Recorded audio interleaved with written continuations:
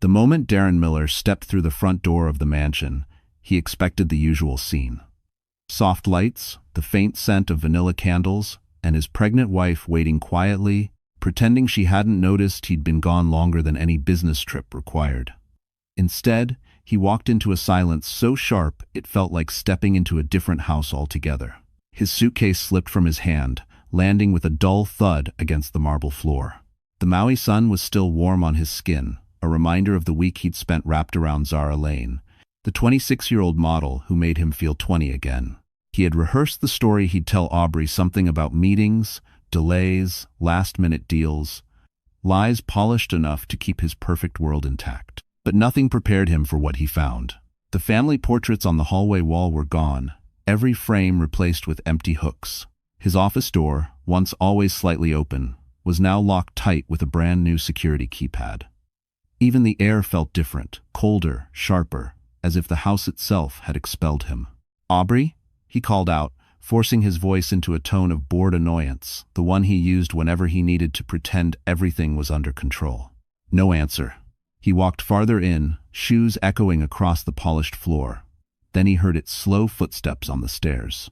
Aubrey appeared, one hand resting on her swelling stomach, the other gripping the railing for balance. But it wasn't her pregnancy that stunned him. It was her expression. A calm he had never seen on her face before. A calm that didn't look like surrender, but something far more dangerous. "What happened here?" he demanded. Aubrey met his eyes, unblinking. "Everything you thought you owned," she said softly. "You don't anymore." "Dumb?" And before Darren could speak, she added something that made the hairs on his neck stand straight. "You should sit down, Darren. What comes next will change your life." Long before the silence in the mansion warned Darren that his world had shifted, there was a different kind of silence, one that followed Aubrey Miller everywhere she went. It was the silence of a woman who'd learned to swallow disappointment so many times that her heart had forgotten how to protest. At 32, 5 months pregnant, and carrying most of the emotional weight of a marriage that never truly held her, Aubrey had mastered the art of appearing fine even when she wasn't. She hadn't always been this way. There was a time when she was vibrant, confident, designing small gardens and outdoor retreats that made clients cry with gratitude. Her work had been her pride, her identity, but when Darren said, "You don't need to exhaust yourself with these little projects anymore," she believed it was love speaking.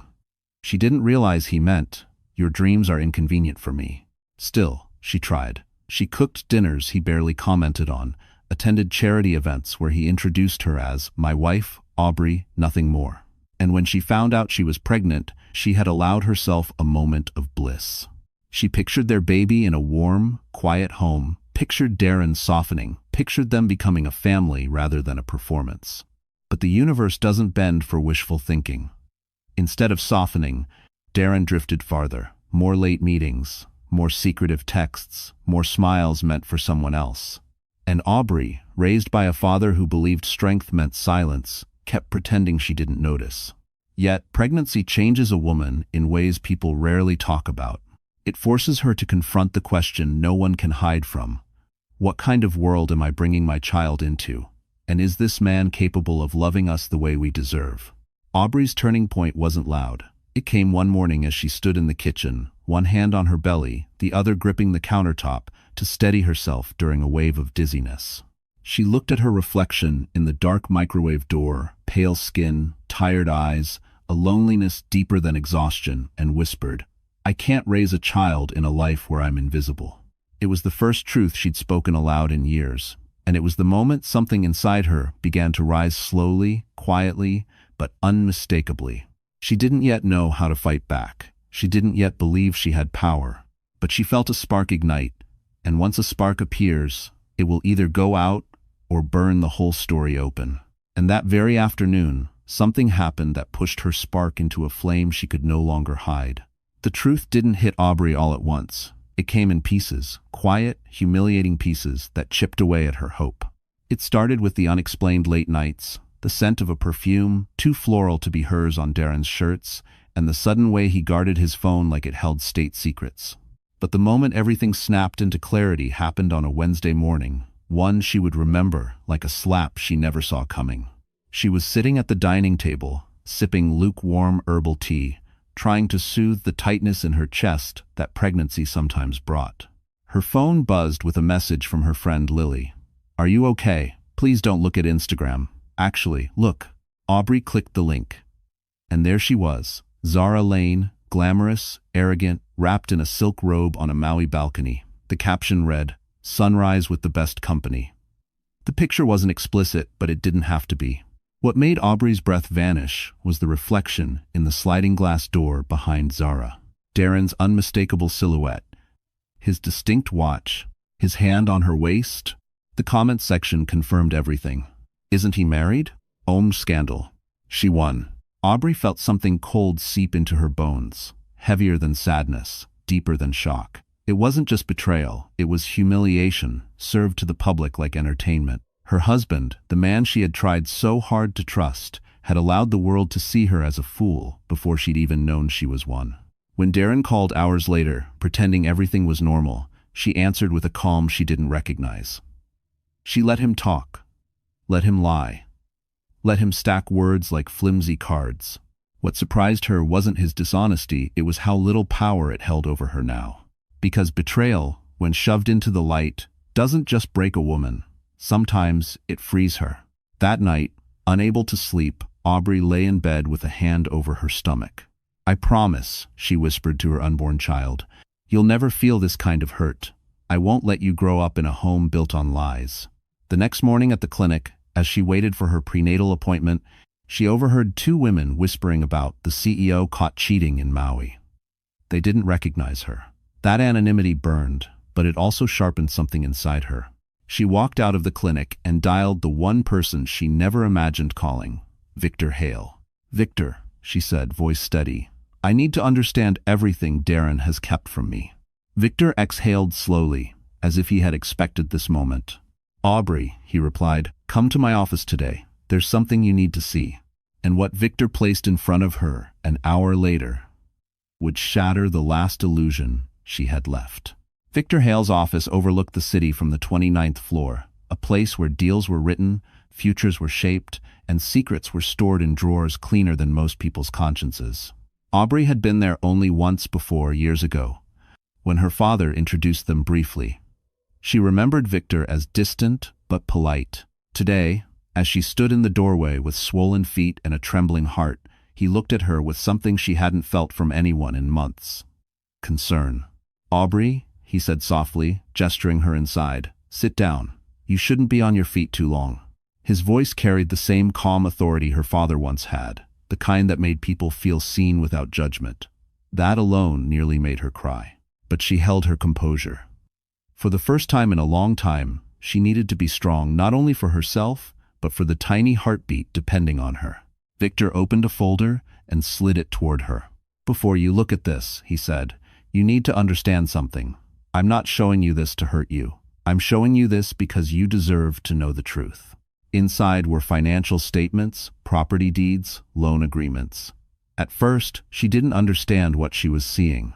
But then the signatures caught her eye. Her signature. "Victor, I never signed these." "I know," he replied. Her breath hitched. The room felt smaller. "These documents," he continued, tapping the pages, "were used as collateral for several of Darren's business expansions. Properties your mother left you, assets you inherited without even knowing. Legally, he had no right to use them." A buzzing sound filled Aubrey's ears, a dizzy fog rising through her. "He forged my name," she whispered.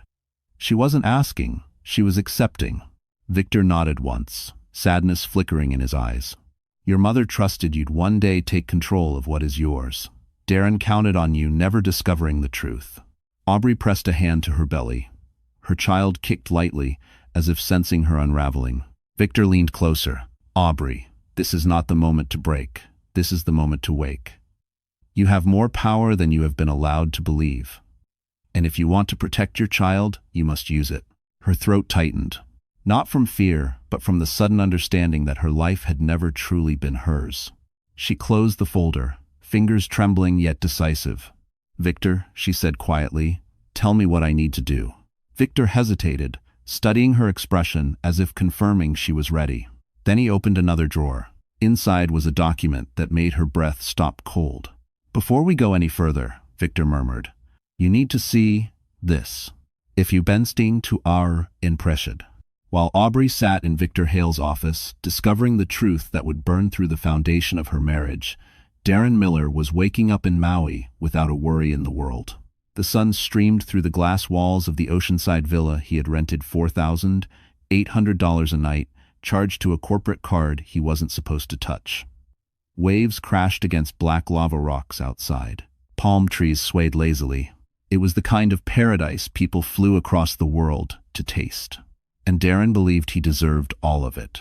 He stretched in the bed, sheets still warm, Zara Lane curled beside him like a postcard fantasy. She looked radiant in the morning light, the kind of beauty that made men forget logic, morals, and consequences. Zara wasn't shy about her desires, money, exposure, a lifestyle that sparkled. Darren loved the way she made him feel powerful, young, unburdened. You should just leave her, Zara murmured, tracing circles on his chest. You're wasting your time with that quiet little housewife life. You and I, we could rule everything. He smirked. You don't know Aubrey. She wouldn't survive a day without me. Zara rolled her eyes. Please. She looks fragile enough to fold in half. Women like that don't fight back. Those words fed Darren's ego like gasoline on a flame. He didn't know that at that exact moment, his fragile wife was sitting across from Victor, uncovering financial crimes that could ruin him. Zara climbed out of bed, slipped into a silk robe, and posed on the balcony for her next Instagram story. Smile, she said. The world loves a man who looks like he has everything. Darren stepped behind her, letting the camera catch his reflection just enough to stir attention, but not enough to confirm anything. He loved the thrill of being noticed, admired, envied. He didn't notice the small detail in the background, the open folder of documents he'd carelessly tossed into his suitcase before leaving home. Papers containing forged signatures. Illegal transfers, evidence of everything he'd been hiding. Zara did notice. She peeked at them while pretending to adjust her robe. For a moment, her eyes glinted with something predatory, curiosity, calculation, but she said nothing. Later that night, as they sat at a beachside restaurant under strings of golden lights, Zara leaned in close and whispered, Darren, do you trust me? He didn't hesitate. Of course. Zara smiled sweetly, almost innocently. But her fingers tapped her phone under the table, 3 quick taps, the sign she used when she found something she could use. And in that moment, Zara made a silent decision, one that would soon destroy the man sitting across from her. The night after meeting with Victor, Aubrey lay awake in the dim glow of the bedside lamp. Sleep refused to come. Her mind spun with numbers, forged signatures, and the sound of Victor saying, "You have more power than you know." But power felt like a foreign language to her, one she had never been allowed to speak. She shifted slowly, hand resting on her belly. The baby kicked gentle, rhythmic. A reminder that she wasn't alone. And yet the loneliness hit her harder than ever. Darren was still in Maui, still lying, still parading his betrayal under a tropical sun while she struggled to breathe under the weight of the truth. Around 2 a.m., a stabbing pain shot across her abdomen, not sharp enough to be dangerous, but enough to steal her breath. Pregnancy had never been easy for her. High blood pressure, dizziness, nights where she felt the room spin. Her doctor warned her repeatedly. Stress can harm both you and the baby. You need stability, Aubrey. Thanks for watching. If for all discreened, but how could she find stability when the man she trusted most had ripped it out from under her? She pushed herself upright, legs trembling. She walked to the bathroom and splashed cool water on her face. Her reflection stared back, pale, tired, a ghost of the woman she used to be. For a moment, tears pooled, the kind that burned before they fell. Then something unexpected happened. She didn't cry. Instead, she felt a slow, rising heat in her chest, not despair, not panic, but anger. Pure, clean anger. The kind that didn't destroy, but clarified. The kind that came from realizing she'd been protecting a man who never protected her. A man who gambled her inheritance. A man who risked her future and their child's future for an affair that meant nothing. She whispered into the quiet room, "I'm done waiting for him to love me." Her phone buzzed suddenly, making her jump. A notification. At first, she thought it was from the prenatal app she used. But no, this was a message from someone she never expected. Zara Lane. A single line. You should know what he's doing right now. Attached was a photo. Aubrey's hands shook as she opened it. The image loaded slowly. Darren at a Maui bar, his arm around Zara, kissing her neck. But that wasn't the part that made Aubrey's heart stop. It was the folder on the table beside him. Her mother's documents. The same ones Victor had shown her. Zara had taken the photo intentionally. To provoke her. To warn her. Or to destroy her.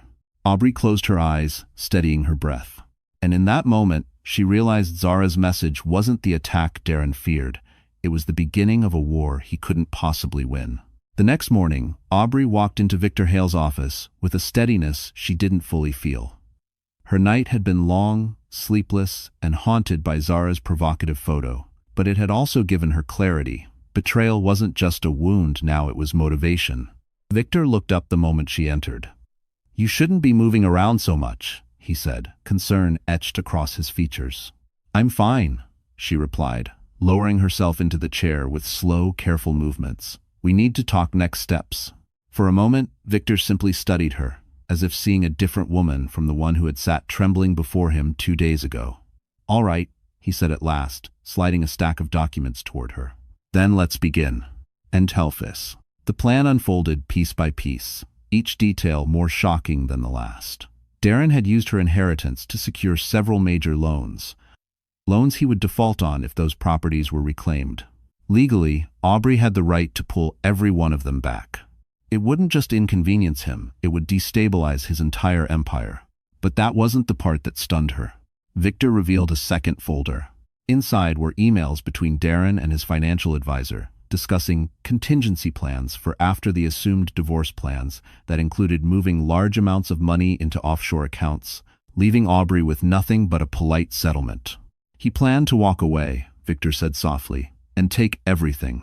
Aubrey inhaled sharply, hand instinctively moving to her stomach. She felt the baby flutter, a small reminder of the life she had to protect. "He really thought I wouldn't find out," she whispered. "He counted on you never fighting back," Victor added. There was silence, thick, electric, decisive. Aubrey straightened her shoulders. "Then let's show him he was wrong." Victor nodded, admiration flickering across his features. "We'll file the petition to reclaim your inheritance under emergency protection. Once approved, Darren will lose access to every asset tied to your name." "And the house?" she asked quietly. "That too. Go I. I would have why. Go I would have whined." Aubrey closed her eyes for a moment. She had built memories in that house, but she could no longer let sentiment shackle her future. When she opened her eyes again, they held something new. Resolve, fire. A version of herself she didn't recognize but desperately needed. Victor leaned forward. "This will hit him harder than anything else. Are you ready for that?" Aubrey exhaled slowly. "I'm ready for the truth, whatever it brings. If you compan skaze of dough." Victor slid one last document across the table for her to sign. But just as Aubrey picked up the pen, his phone buzzed. He glanced at the screen, and his expression changed instantly. "Aubrey," he murmured. "What is it?" Victor swallowed, eyes narrowing. "Darren just found out. And he's on the next flight home." Aubrey's hands trembled slightly as she stared at the final document Victor had placed before her. It was deceptively simple, just a few paragraphs, a few legal terms, a signature line. Nothing about it hinted at the earthquake it was about to unleash. Yet she knew the moment she signed, nothing in her life would ever return to the version she once knew. Her mother's name was printed at the top. Seeing it again made Aubrey's throat tighten. The woman she'd lost years ago was still protecting her, even from beyond the grave. It felt like a hand gently resting on her shoulder, urging her forward. "You don't have to rush," Victor said, though his eyes carried urgency. "But this is the safest way to shield your assets before Darren attempts to move anything." Aubrey inhaled slowly. "He's always been ahead of me," she murmured, "always moving faster, talking louder, making me feel like I was chasing him." Victor's expression softened. "Not anymore." She picked up the pen. It felt strangely heavy, like it carried the weight of all the choices she had postponed, all the warnings she had ignored, all the years she spent convincing herself she wasn't worthy of more.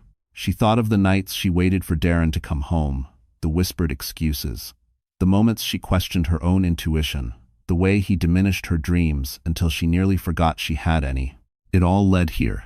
She lowered the pen and signed her name, Aubrey Miller. Her signature looked different, sharper, more certain, as if even the ink understood she was done living quietly. Victor released a breath he'd been holding. "It's official," he said. "You've taken back everything he stole." For a moment, Aubrey felt light. Not joyful, no, not yet, but unburdened, as if something tight around her ribs had finally loosened. "I should feel scared," she admitted softly. "Strength can look a lot like fear at first," Victor replied. "You'll get used to it. It's machinal."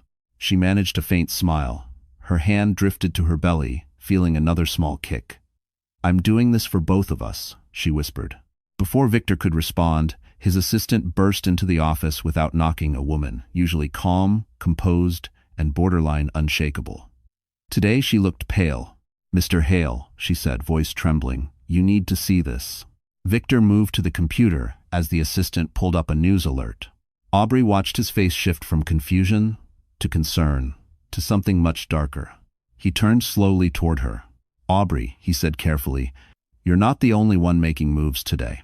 She frowned. "What do you mean?" Victor hesitated. "Darren just filed an emergency petition of his own, and he's accusing you of fraud. The flight from Maui to Manhattan landed 15 minutes early, and Darren Miller stormed through the airport like a man whose throne had been stolen. He ignored Zara's frantic texts, ignored his assistant's warnings, ignored the anxious voicemail from his financial advisor. All he cared about was getting home and confronting the woman he believed he still controlled. Anger pulsed through him as he sped along the highway, the city skyline rising like steel teeth ahead. How dare Aubrey freeze his accounts? How dare she tamper with properties he built, at least in his mind, with his own hands? How dare she embarrass him? By the time he pulled into the driveway, rage had crystallized into something sharper. Entitlement. He slammed the car door and stormed inside. The house didn't greet him. It stared back, cold and stripped of warmth. Picture frames gone, drawers emptied, locks changed. The silence was nothing like the peaceful quiet he once dismissed. It was heavy, deliberate, hostile. "Aubrey." His voice cracked through the space.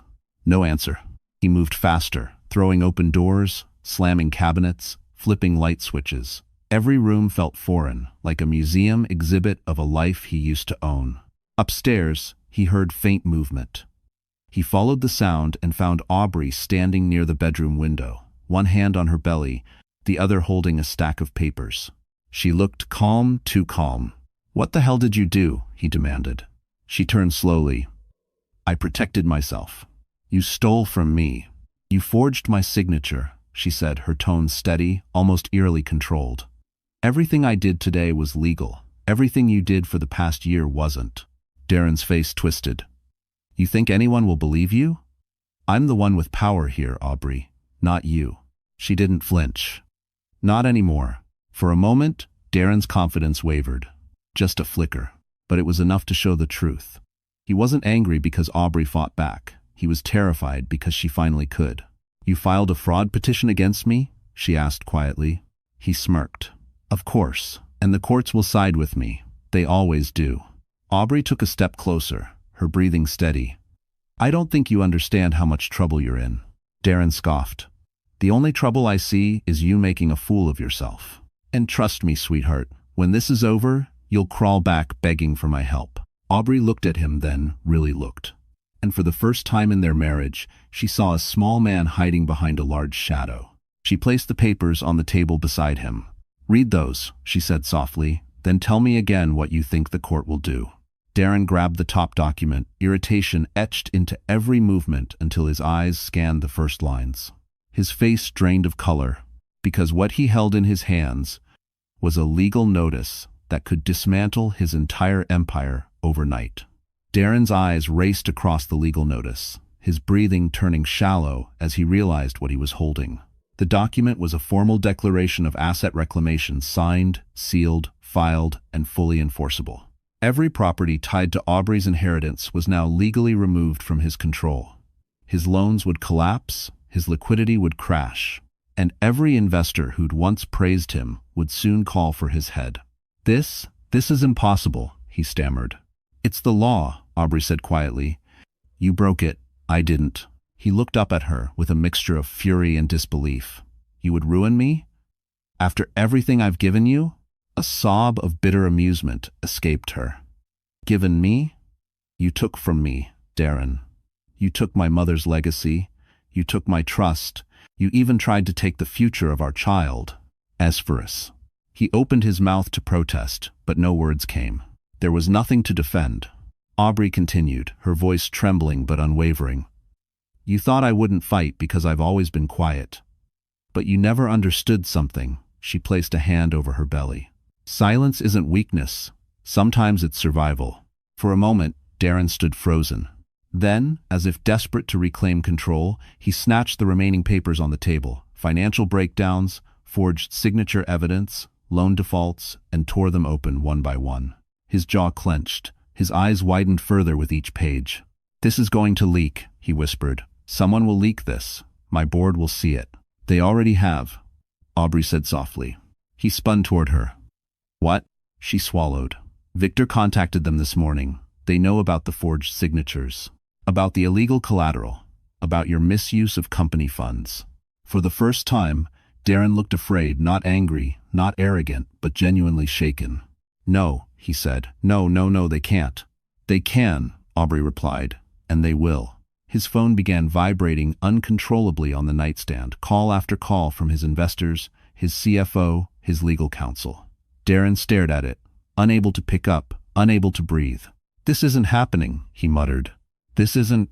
It is, Aubrey said gently, and it's happening because of your choices, not mine. He stared at her with a hollow, haunted expression, as though seeing her for the first time, not as the compliant wife he'd shaped, but as a woman he had vastly underestimated. You think you've won? He said weakly. Aubrey held his gaze. No, Darren, I think I've finally stopped losing. Before he could respond, a loud knock echoed through the house. Darren flinched. Aubrey stepped back. The knocking grew harder. Darren whispered, "Who is that?" And when the voice on the other side shouted its answer, Darren felt his entire world split open. The pounding at the door continued, echoing through the house like a warning bell. But before Aubrey could even process what was happening, her mind did something unexpected. It drifted backward, straight into the years she had spent swallowing pain in the very walls, now shaking under the force of someone demanding entry. It was strange how trauma worked. Sometimes it didn't appear in the moment of crisis, but in the moments right before truth arrived. She remembered her first year of marriage, back when she still believed love meant enduring. Darren would come home late, claiming he was building their future, and she would reheat dinner 3 times, praying he'd walk through the door, smiling. When he finally arrived, irritated and exhausted, he'd push her cooking away and say, "You should have known I'd already eaten." She remembered how she stopped setting the table after that. She remembered planning a small getaway for their anniversary, a quiet cabin, a lake, something simple but meaningful. Darren canceled the night before, claiming an urgent meeting. She later learned he had gone out with colleagues for drinks at a Michelin-star restaurant she'd always wanted to try. He never apologized. He laughed it off. "You're too sensitive." She remembered the first time she told him she wanted children. He had kissed her forehead, said yes, then made excuses for 2 years until she stopped asking. She remembered how he mocked her work, called her passion projects cute little hobbies, how he encouraged her to quit, how he reshaped her life into one that revolved around him while he revolved around no one. And most painfully, she remembered the night she told him she was pregnant. She had imagined him lifting her off the floor, spinning her around, crying tears of joy. Instead, he merely nodded and said, "We'll make it work," as if she had informed him the dishwasher was broken. That was when she learned excitement could die in silence. All those moments, all those small deaths had built the foundation for this very day. And now, as the pounding at the door grew louder, Aubrey felt something she hadn't felt in years. Courage? Darren, however, felt something else entirely.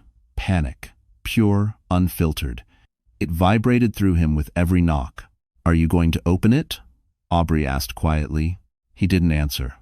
His breathing quickened. His eyes darted around as if looking for a place to run. The pounding stopped. Silence. Then a voice shouted through the door, strong and authoritative. "Darren Miller, open the door. We have a warrant." Aubrey's heart pounded once, just once, before settling into a calm she didn't recognize. Darren stepped back, shaking. And when the door finally swung open, the person standing there wasn't just there for Darren. They were there with news that would change everything for Aubrey too. The doorway flooded with harsh morning light as two federal officers stepped inside. Darren stumbled backward, his bravado evaporating as fast as his color. The lead officer, a tall man with a clipped tone, held out a stack of documents. "Mr. Miller, we need to speak with you regarding financial misconduct, forged documents, and misuse of secured assets. You're not under arrest yet, but you are required to come with us for questioning." Darren choked on his words. "This is a misunderstanding. My attorney, my board, they'll handle this." The officer didn't blink. "Your board is the one who asked us to intervene." Aubrey watched the scene unfold with an eerie calm. The chaos felt distant, almost muted, as if she were standing behind glass. Maybe it was shock, or maybe it was something else, a strange sense of closure brushing the edges of her fear. "Is this because of her?" Darren snapped suddenly, pointing at Aubrey. "She's trying to destroy me. You have no idea who she is. She's lying. She's manipulating." The officer cut him off. "We reviewed the documents. The signatures you used are inconsistent with Mrs. Miller's confirmed records. We have handwriting analysts, notarization logs, timestamps. Mr. Miller, this is serious." Darren's mouth opened, but no sound came out. Aubrey couldn't help noticing the irony. After years of shouting over her voice, Darren now had nothing to say. Her hand drifted to her stomach, soothing the baby who seemed to shift anxiously beneath her ribs. She whispered internally, "We're okay. You're safe." For the first time, she truly believed it. "Mrs. Miller," the second officer said gently, turning to her, "we also need to ask you a few questions. Not as a suspect, please understand that, but as someone whose assets were misused. You're the primary victim in this investigation." The word victim stung, but not in the way she expected. It didn't make her feel weak. It made her feel seen. "I'll cooperate," Aubrey said quietly. "Whatever you need." "Yes, see." Darren's expression hardened, desperation melting into bitterness. "You think this makes you strong?" he hissed. "You think they care about you? When this blows over, you'll come crawling back." Aubrey met his eyes, and for the first time, she didn't look away. "I'm not crawling anymore," she said. The officers signaled Darren to follow them outside. He hesitated, turning back one last time as if expecting Aubrey to beg him to stay. She didn't. As he stepped through the door, the officer handed Aubrey an envelope. "This was sent to our office for you this morning. We were instructed to deliver it personally." Aubrey frowned. "From who?" "We don't know. No return address. But it's marked urgent." She held the envelope, feeling the weight of it, sensing it wasn't ordinary paper. She slowly slid her finger under the seal, and when she saw the first line inside, her knees nearly gave out. The envelope trembled slightly in Aubrey's hands. Something about it felt familiar, the faint lavender scent, the careful handwriting, the soft paper. Her breath caught as she pulled out the single sheet inside. It wasn't printed. It was written, by hand, and signed by a name she hadn't seen in over 20 years. Her mother. Aubrey's vision blurred as she sank into the nearest chair. She blinked hard, forcing herself to focus. The letter began simply, "My darling Aubrey, if you are reading this, it means trouble has found you, and I am no longer there to guide you, but I have prepared for this moment more than you know." Her throat closed. She could almost hear her mother's gentle voice speaking every word. The letter continued, "You have inherited more than assets. You inherited enemies, people who want what does not belong to them. Your father and I tried to protect you from that truth. If someone you love ever betrays you, go to Victor Hale. He knows everything. He promised me he would keep you safe. Trust him, even when you cannot trust yourself." Aubrey felt her breath leave her chest. Her mother had known. Somehow, she had predicted not just danger, but Darren. She kept reading. "There is a file locked in Victor's safe. Inside it is the full record of your inheritance, including property rights, dormant accounts, and shares in a company you never knew existed. They belong to you alone. Not your husband, not anyone else." Aubrey pressed a shaking hand to her stomach. Her mother's words wrapped around her like armor, warm, steady, irrefutable. The letter darkened in tone near the end. If someone tries to control you, diminish you, or take from you, remember this. A woman who has lost everything is a woman who can do anything. Stand your ground, my brave girl. You will survive, you will rise, and you will never be alone. A tear slipped down Aubrey's cheek. She hadn't cried in weeks, but this was different. This wasn't grief, it was release.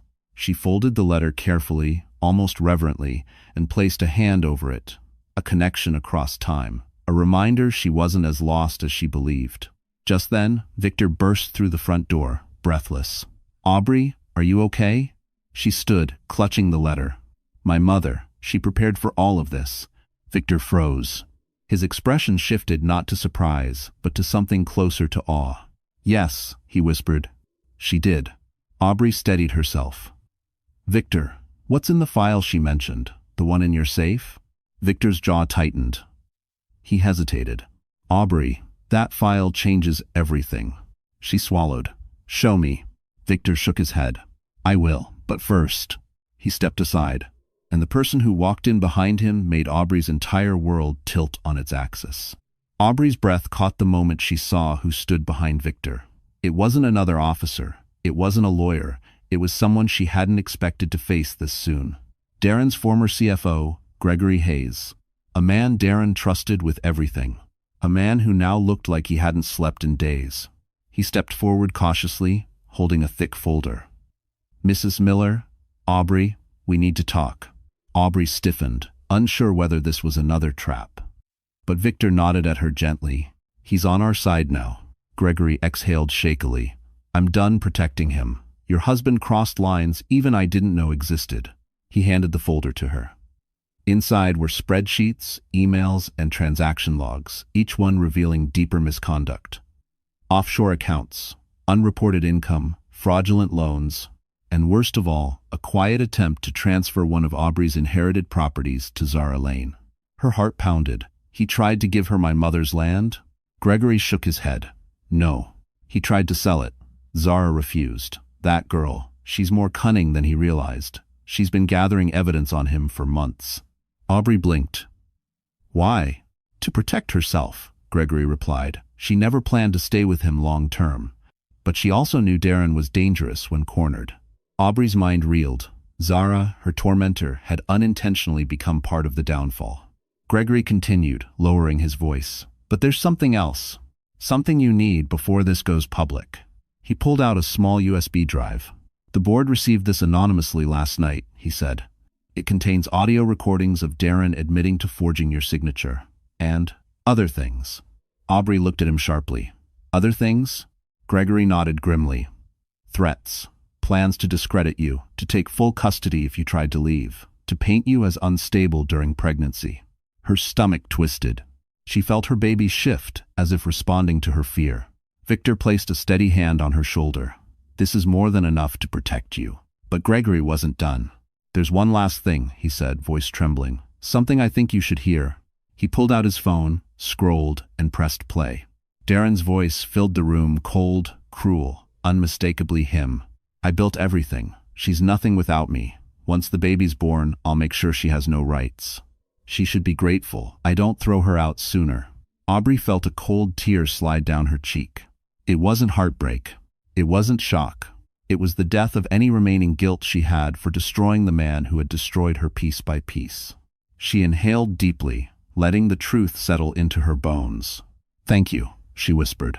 Gregory nodded, relieved. "There's more, and it's time you hear it." But before he could reveal the rest, Victor's phone rang sharply. He answered. His face changed instantly. He turned to Aubrey. "It's the board. They've taken action. And Darren, he just lost everything." The news hit Darren like a physical blow. Board vote, unanimously passed. Emergency removal, effective immediately. CEO position, terminated. All access, revoked.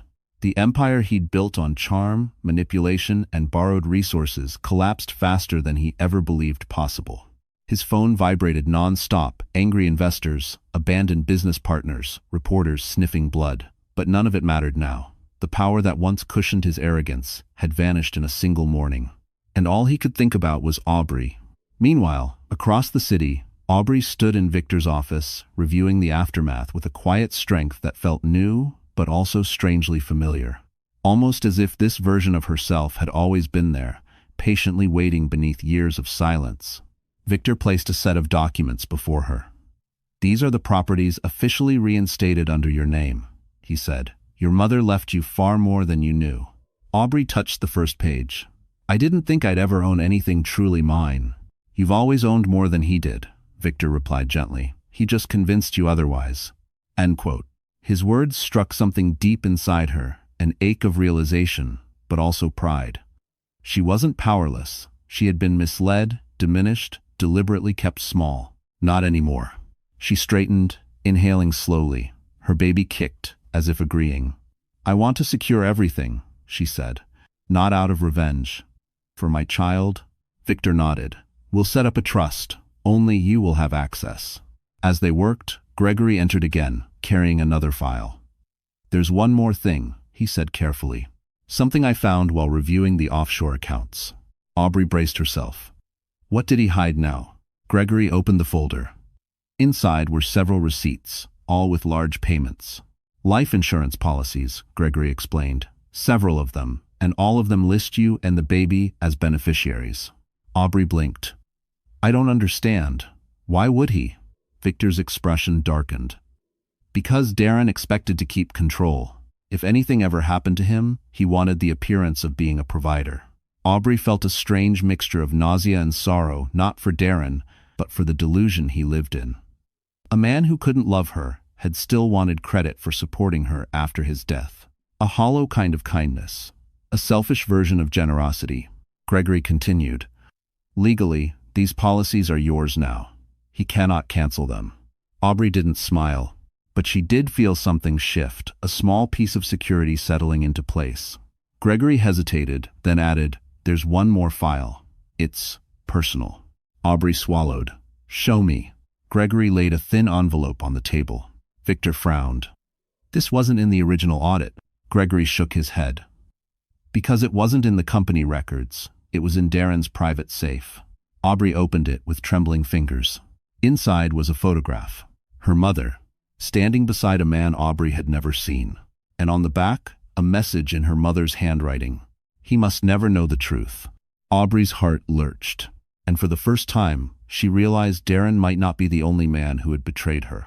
2 weeks later, Manhattan buzzed with anticipation for the annual Winter Founders Gala, a night where power gathered under crystal chandeliers, where fortunes shifted with a handshake, and where reputation mattered more than truth.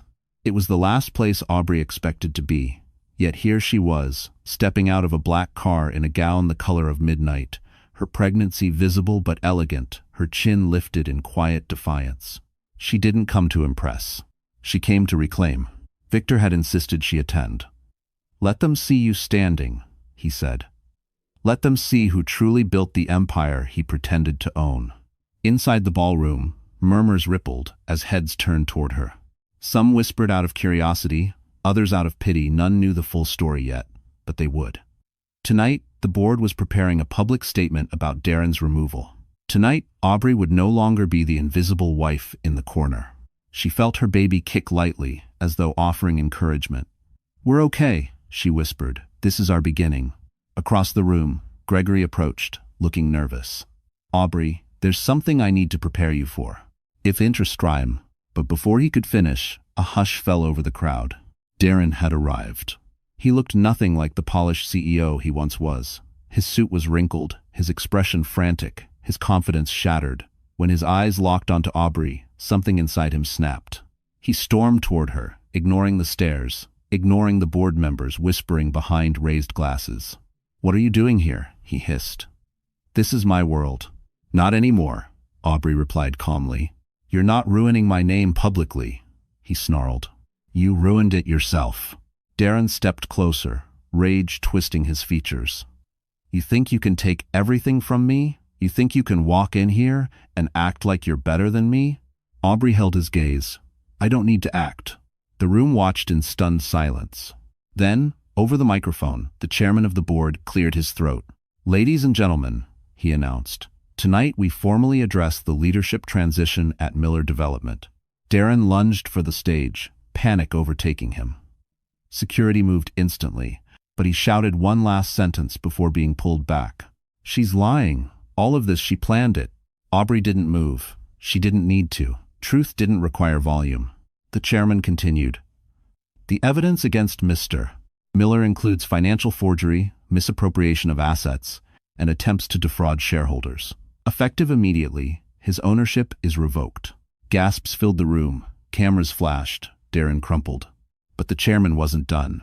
"And the controlling stake of the company will be transferred to its rightful inheritor."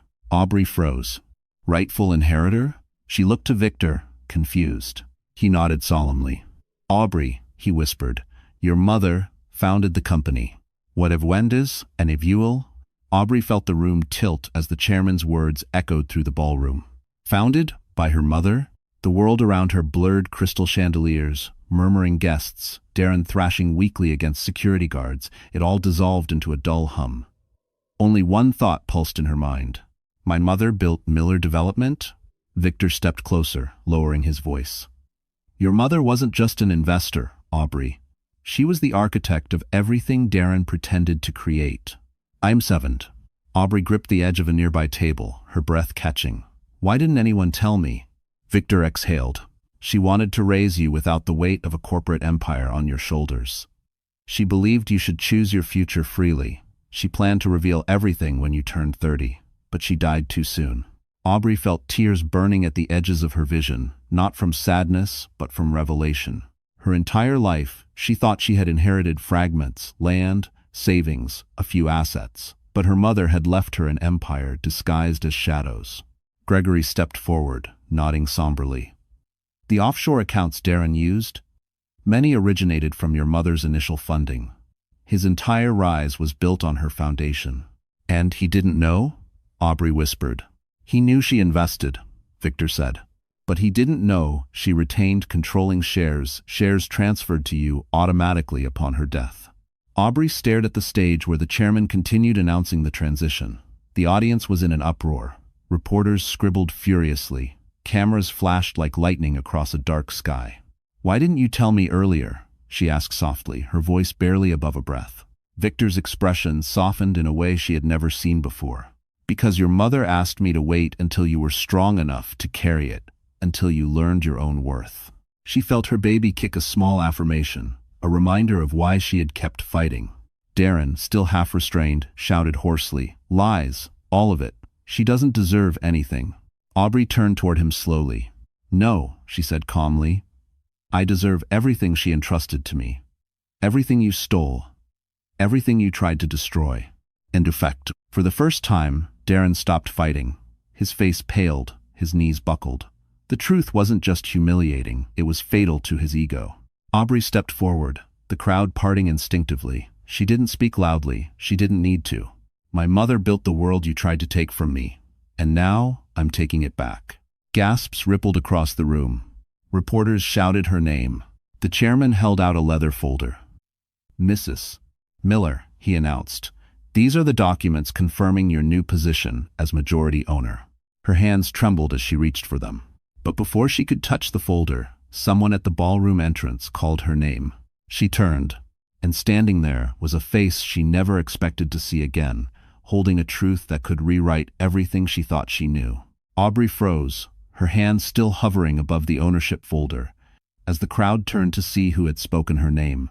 Standing in the doorway, illuminated by the chandelier's glow, was a man she hadn't seen since childhood, her mother's former business partner, Elias Ward. He looked older now, his once dark hair streaked with silver, but his eyes carried the same steady warmth she remembered. Elias stepped forward, the crowd parting instinctively, whispering as though they were witnessing something sacred. "Aubrey," he said gently, "your mother asked me to come to you when the time was right. And tonight, it is." Aubrey felt her breath catch, her heart pounding. "You knew her secret?" she asked. "I knew all of them," Elias replied, "and I swore to protect you if the world ever tried to take what she built." Darren, still held by security, let out a weak, bitter laugh. "More lies, more conspiracies. You people are insane." Elias didn't even look at him.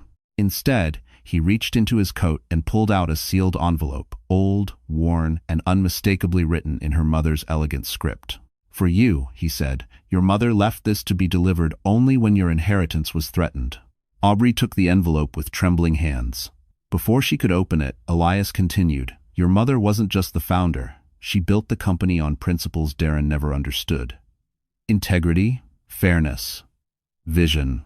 She always believed you would carry those principles farther than she could." The ballroom murmured, drinks untouched, eyes fixed on her. Aubrey swallowed hard. "Why now? Why tonight?" "Because Darren isn't just losing his power," Elias said quietly. "He's losing the lies that kept him safe. And you deserve to see the full truth before you step into what is rightfully yours." Aubrey felt emotion rise like a tide. Her mother had planned everything, every protection, every secret, every safeguard, anticipating the very betrayal she now stood inside. Darren finally snapped, lunging forward despite the grip of security. "This is my company, my legacy. She doesn't have the strength to run anything." Aubrey turned to him, her voice calm but edged with steel. "It was never yours. You lived in a house my mother built. You climbed a ladder she designed. You controlled a company she created. And all you ever did was try to bury the woman who gave you the foundation." Her words hit harder than any public statement. Darren's knees buckled. He sagged in the arms of security, the last fragments of his ego collapsing. Elias stepped closer to Aubrey. "There's one more truth about your mother, something you must know before you take the mantle." Aubrey looked up sharply. "What truth?" Elias hesitated just long enough to make the room lean in. Then he whispered, "Your mother didn't just build the company. She didn't do it alone. And the man who helped her? He was closer to you than you ever realized." Aubrey felt the air thicken around her as the ballroom quieted, waiting for Elias to reveal the truth he had carried for decades. Darren's furious breathing echoed faintly behind her, but she didn't look back. For the first time in her life, she faced forward toward answers, not excuses. "Say it," she whispered. Elias's eyes softened with something she didn't expect: remorse. "Your mother didn't build the company alone," he began. "The man who helped her create Miller Development was someone she trusted more than anyone, someone who wanted to remain invisible." "Who?" Aubrey pressed. Elias took a breath. "Your father."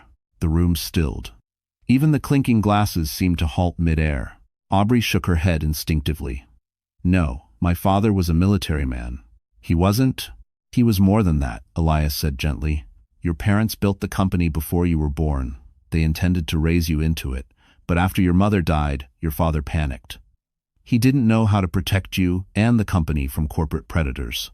So he walked away from it all, gave operational power to your mother's partners, including me, and disappeared from the business world entirely." Aubrey felt the ground shift beneath her. "All these years," Elias continued, "we protected the truth so you could live without a target on your back. But when you turned 18, your father wanted to tell you. Then you married Darren, and he didn't trust your husband. He feared Darren would exploit your inheritance." Her breath trembled. He was right.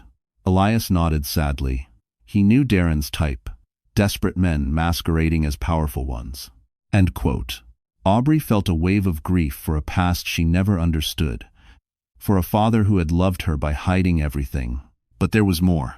Elias handed her the leather ownership folder the board had prepared. "You're not just the majority owner," he said softly. "You are the rightful heir. This company was always meant to be yours." Aubrey touched the folder with reverent hands. Her mother's legacy, her father's protection, her own strength forged in silence. She was no longer a woman fighting to survive. She was the woman her parents raised her to be. Across the ballroom, Darren let out a strangled cry. "She can't run it. She's pregnant. She's weak." Aubrey turned toward him slowly. "No," she said. "I'm the strongest I've ever been. And this child will be raised in a world of truth, not the lies you built your life on." Security began escorting Darren out, his protests fading into pathetic echoes. Elias stepped beside her. "One more thing, Aubrey. Your father, he left something else, something important, something meant for today." She looked at him, heart pounding. "What did he leave?" Elias gestured toward the ballroom entrance. And as the crowd turned, a man stepped inside, holding a letter addressed to her in her father's handwriting. The man standing at the entrance looked older, gentler, but unmistakably familiar. Aubrey felt her breath hitch as he approached, the ballroom fading into a distant hum. In his hands was a sealed envelope with her name written in her father's handwriting. Strong, steady, the way she remembered it before grief carved lines into him. He stopped in front of her, emotion tightening his voice. Your mother wanted you to have this only when you were ready to carry the family legacy. And tonight, you proved you are. Aubrey opened the letter slowly. Her father's words poured out, simple yet powerful. My sweet girl, if you are reading this, you have survived what I feared most, the cruelty of those who mistake kindness for weakness. Never forget your mother built an empire, but you were always meant to lead it. Build it your way. Lead with heart, not fear. And love, when love finds you again, let it. A single tear fell, not from pain, but from understanding. Everything she thought she lost, her identity, her power, her place in the world, had been waiting for her all along. Behind her, the crowd erupted in whispers as the board officially announced her as the new head of Miller Development. Cameras flashed, reporters shouted her name, investors lined up to shake her hand. She was no longer Darren's wife. She was Aubrey Miller, daughter of visionaries. She was the heir. She was the leader her mother always believed she would become. Across the room, Darren was escorted out the back, stripped of his power, his status, his pride. His downfall wasn't dramatic, it was silent, almost pathetic. The world he once controlled had forgotten him in a single night. His final words echoed behind him like a ghost. She'll never replace me. But the truth was simple. She already had. Later that evening, after the gala dimmed and the crowd thinned, Aubrey stepped onto the balcony overlooking Manhattan. The baby shifted gently inside her, as if feeling the shift in destiny. A warm voice broke the quiet. You handled tonight with more strength than most CEOs I've ever met. She turned to see Ethan Ward, gentle, steady, reliable Ethan standing beside her with a soft smile. Your father asked me to keep an eye on you these last few years, he admitted. I wasn't supposed to interfere, but somewhere along the way, I started caring on my own. Aubrey felt warmth bloom in her chest. Are you saying you want to be part of this new life? She asked softly. Only if you want that too, he replied. She placed a hand over her heart, then over her belly. For the first time in years, she didn't feel alone. Finally, she whispered, yes. Ethan's smile widened as he took her hand gently, respectfully. And in that quiet moment, over city lights and a future wide open, Aubrey felt the story close. Not with loss, not with revenge, but with truth, love, and a legacy reclaimed. And deep inside, her baby kicked as if offering the final confirmation that they were exactly where they were meant to be. So that's it. Our story closes here. And if you're still here with us, watching or listening all the way to this moment, then maybe something in Aubrey's journey touched your heart in a quiet, personal way. You know, life doesn't always break loudly.